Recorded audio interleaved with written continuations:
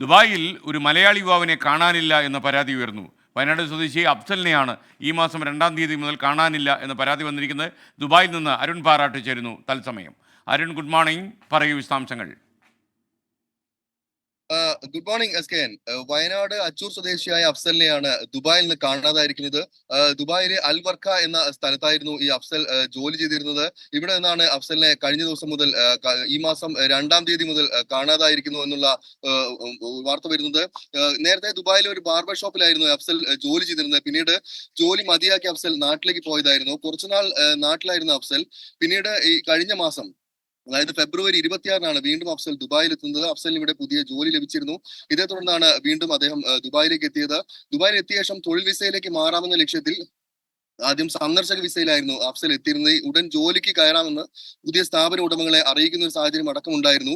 ഇതിനിടെ മുൻപ് അഫ്സൽ നാട്ടിൽ പോകുന്നതിനിടെ തന്റെ സുഹൃത്തിന്റെ പക്കൽ ഒരു മൊബൈൽ ഫോൺ ഏൽപ്പിച്ചിരുന്നു. ഈ ഒരു മൊബൈൽ ഫോൺ വാങ്ങി വരാമെന്ന് പറഞ്ഞാണ് അഫ്സൽ താമസ സ്ഥലത്ത് നിന്ന് പോയത്.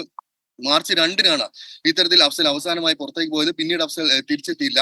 എന്തായാലും ബന്ധുക്കളും സുഹൃത്തുക്കളും എല്ലാം ദുബായ് രാഷ്ട്രീയ പോലീസിൽ പരാതി നൽകിയിട്ടുണ്ട്. പോലീസ് അന്വേഷണം ഊർജിതമാക്കിയിട്ടുണ്ടെന്നാണ് നമുക്കിവിടെ അറിയാൻ കഴിയുന്നത്. പോലീസിനോടൊപ്പം സുഹൃത്തുക്കളും അന്വേഷണം നടത്തി വരികയാണ്. അഫ്സലിനെ കുറിച്ച് എന്തെങ്കിലും വിവരം ലഭിക്കുന്നവർ 0504413001 എന്ന നമ്പറിൽ ബന്ധപ്പെടണം.